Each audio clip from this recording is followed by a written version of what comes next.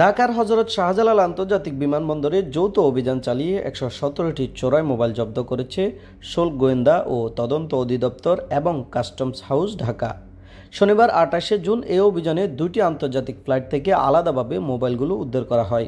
US Bangla এয়ারলাইন্সে BS-326 ফ্লাইটে চীনের ৫ নাগরিক ঢাকায় পৌঁছলে তাদের সন্দেহজনক আচরণের কারণে ব্যাগেজ স্ক্যান করা হয়। এতে দেখা যায় তারা ব্যাগে ৯৮টি মোবাইল ফোন লুকিয়ে এনেছেন, যা তারা গোপনে বহন করছিলেন। অন্যদিকে বাংলাদেশ বিমানের BG-367 ফ্লাইটে আসা ৩ বাংলাদেশি যাত্রীর ব্যাগেজ স্ক্যান করে আরও ১৯টি মোবাইল ফোন পাওয়া যায়। ২ ফ্লাইট মিলিয়ে মোট ১১৭টি মোবাইল ফোন চোরাচালানের উদ্দেশ্যে আনা হয়েছিল বলে ধারণা করা হচ্ছে।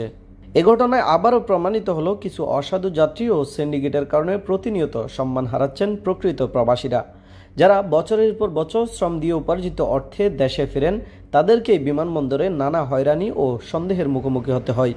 একসময় দরবেশ বাবা নামে খ্যাত একজন লোক এয়ারপোর্টে চেক করছিলেন বলে সামাজিক যোগাযোগ মাধ্যমে বিদ্রূপ হয়েছিল, গালি শুনতে হয়েছিল তাকে।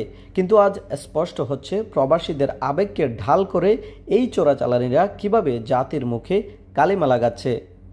আমরা প্রবাসীরা চাই বাংলাদেশ এয়ারপোর্টে চোরাচালানি কারবার থেকে আমরা সাধারণ প্রবাসীরা হয়রানির শিকার না হই। এমন অপরাধীদের বিরুদ্ধে কঠোর ব্যবস্থা নেওয়ার দাবি উঠেছে সাধারণ যাত্রী ও সচেতন নাগরিকদের পক্ষ থেকে।